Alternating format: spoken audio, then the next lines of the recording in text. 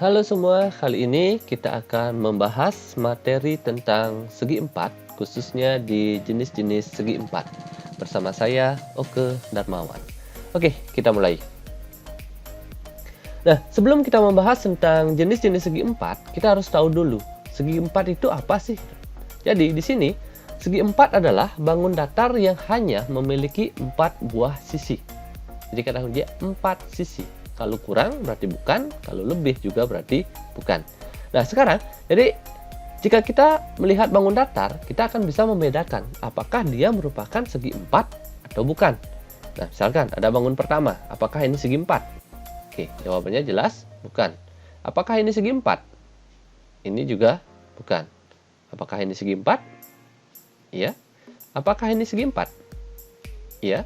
Apakah ini segi empat? Bukan. Apakah ini segi empat? Iya. Apakah ini segi empat? Iya juga. Apakah ini segi empat? Iya juga. Nah, jadi segi empat itu sebenarnya banyak. Nah, jadi segi empat ini sekarang akan kita kelompokkan. Jenis-jenis segi empat itu apa aja? Nah, jadi secara garis besar segi empat ini akan kita bedakan menjadi 3 kelompok. Yang pertama, kelompok jajar genjang. Yang kedua, kelompok trapesium, dan yang ketiga adalah layang-layang. Oke, bedanya di mana gitu ya? Jadi kata kuncinya nanti untuk membedakan jajar genjang, trapesium, dan layang-layang itu adalah di sini. Misalnya, jajar genjang. Jajar genjang itu dia akan memiliki 2 pasang sisi berhadapan sejajar. 2 pasang, itu kata kuncinya ya. Kalau trapesium hanya memiliki 1 pasang. Jadi kalau jajar genjang 2 pasang, kalau trapesium hanya 1 pasang. Nah, di layang-layang tidak ada kata sejajarnya. Jadi yang menjadi kata kunci di sini adalah sisi yang berdekatan sama panjang. Oke, sekarang kita bahas dulu dari kelompok yang pertama, yaitu kelompok jajar genjang. Jajar genjang di sini adalah segi empat. Nah, jajar genjang adalah segi empat yang pasangan sisi-sisi berhadapan sejajar. Jadi dia punya 2 pasang sisi. Jadi sisi yang berhadapan itu semuanya sejajar. Jadi misalkan gambar ini ada gambar jajar genjang ABCD. Jadi sisi AB sejajar dengan DC, BC sejajar dengan AD. Jadi itu yang berhadapan sejajar. Nah, sekarang dari jajar genjang ini akan muncul sifat-sifat dari bentuknya ini. Dari definisi menurunkan sifat. Jadi sudut-sudut yang berhadapan itu akan sama besar. Jadi sudut A itu akan sama dengan sudut C, sudut B sama dengan sudut D. Sisi yang berhadapan sama panjang, AB sama dengan DC, AD sama dengan BC. Diagonal berpotongan di titik tengah, jadi diagonal AC dan BD berpotongan di titik E. Jadi E inilah titik tengah. Berikutnya kedua diagonal saling membagi 2 sama panjang. Jadi AC dipotong oleh BD di titik E, mengakibatkan EC sama dengan EA. Begitupun sebaliknya, EB akan sama dengan ED. Oke, itu ya, jajar genjang dan sifat-sifatnya. Nah, sekarang dari jajar genjang ini, tadi kan hanya sudut yang berhadapan yang sama. Apa yang akan terjadi apabila keempat sudutnya ini sama? A, B, C, D itu sama. Berarti kalau sama, kan 360 dibagi 4. Berarti masing-masing sudutnya itu 90 derajat atau sudut siku-siku. Maka jajar genjang tersebut akan menjadi sebuah persegi panjang. Jadi persegi panjang adalah jajar genjang yang keempat sudutnya siku-siku. Oke, berikutnya. Pertanyaan berikutnya, apa yang terjadi apabila dalam jajar genjang ini keempat sisinya sama panjang? AB sama dengan BC sama dengan CD sama dengan DA. Maka dia akan membentuk sebuah yang namanya belah ketupat. Jadi belah ketupat adalah sebuah jajar genjang yang keempat sisinya sama panjang. Oke, berikutnya dari persegi panjang. Persegi panjang ini sudutnya semua siku-siku, sisi yang berhadapan sama panjang. Nah, apa yang akan terjadi apabila keempat sisinya ini sama? Maka dia akan membentuk sebuah persegi. Jadi persegi ini adalah persegi panjang yang keempat sisinya sama panjang. Terus sebenarnya bisa juga diturunin dari sini. Karena belah ketupat keempat sisinya udah sama, maka pada saat belah ketupat keempat sudutnya siku-siku, maka dia juga menjadi sebuah persegi.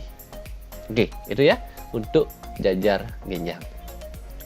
Oke, kelompok kedua di kelompok trapesium, keluarganya trapesium gitu ya. Trapesium adalah suatu segi empat yang hanya memiliki satu pasang sisi sejajar dan panjangnya tidak sama.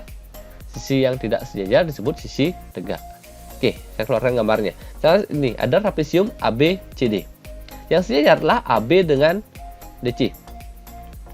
AB tidak sama dengan DC. Ya, yang sejajar tidak sama. Di situ, sisi yang tidak sejajar itu kita sebut sebagai sisi tegak, yaitu sisi AD dan sisi BC. Nah, jarak antara sisi yang sejajar, misalnya digambarkan dengan garis putus-putus FG, ini adalah menjadi tinggi dari trapesium. Nah, sekarang dari bentuk ini akan menunjukkan sifat trapesium itu adalah jumlah sudut antara sisi sejajar adalah 180 derajat. Mana yang maksud dengan sudut antara sisi sejajar? Sudut A dengan sudut D. Jadi sudut A ditambah sudut D ini nanti hasilnya adalah 180 derajat. Begitupun sudut B ditambah dengan sudut C hasilnya juga 180 derajat. Nah, sekarang sifat-sifat yang lain disesuaikan dengan jenisnya. Karena nanti dalam trapesium ini apabila sisi tegaknya ini panjangnya sama, maka akan terbentuk yang namanya trapesium sama kaki.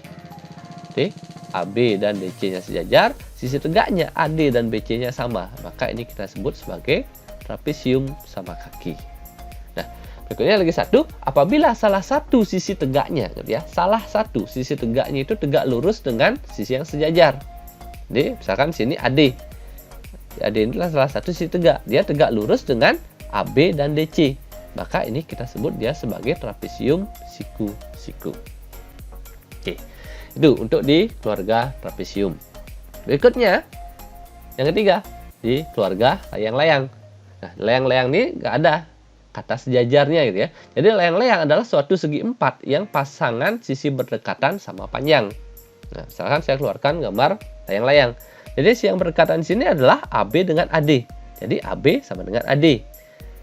CB sama dengan CD. Jadi ini sama. CB sama dengan CD. Dia menjadi sebuah layang-layang. Nah, nanti dalam layang-layang ini kedua diagonalnya berpotongan tegak lurus ya. Diagonal AC dan BD berpotongan tegak lurus. Salah satu diagonal merupakan garis bagi sudut. Garis bagi sudut berarti ini.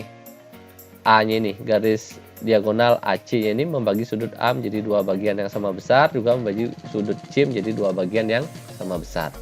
Salah satu diagonalnya merupakan garis sumbu diagonal yang lain. Garis sumbu membagi menjadi dua sama panjang. Berarti AC-nya ini membagi BD menjadi dua bagian yang sama. Sehingga EB dan ED itu sama panjang.